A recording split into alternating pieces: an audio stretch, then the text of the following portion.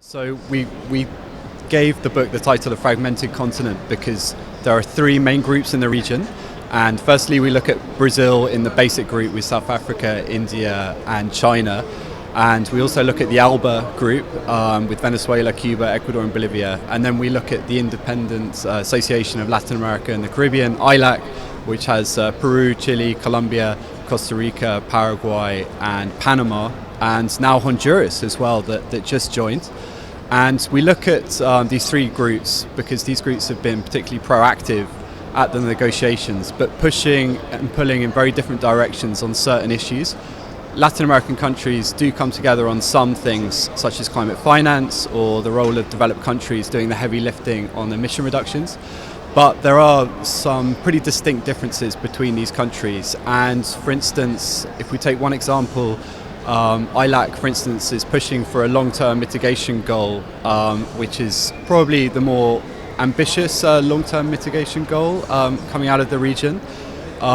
Brazil has its reservations about that, so our understanding at the moment is they're not too keen on a long-term mitigation goal, and the ALBA countries, which are in the like-minded group, is not interested in specific figures for a long-term goal as far as we're aware at the moment. So we can see this kind of fragmentation on specific issues, and that's why we called it that in the book. Yeah. So the Paris Summit is in its third day. What kind of plays are we seeing from these groups or these countries in your mind? So things have obviously just kicked off.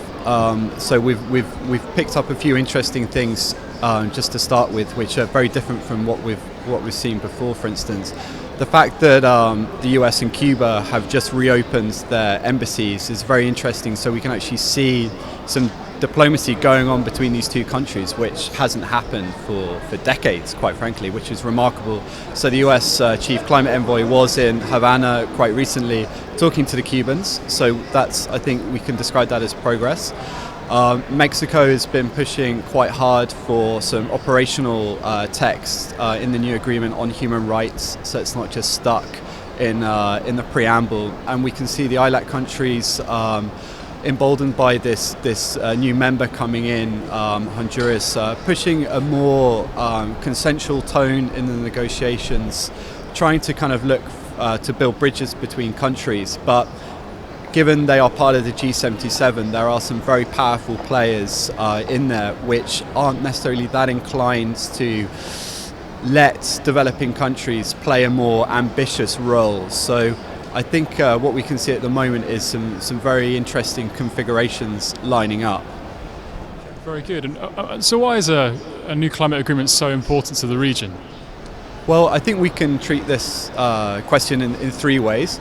Firstly, Latin America won't really be able to achieve prosperity unless emission reductions, or rather unless a global temperature is kept below 1.5 or 2 degrees, preferably 1.5. So it's very much in the interest of the region to achieve prosperity if the global temperatures can be kept below those thresholds.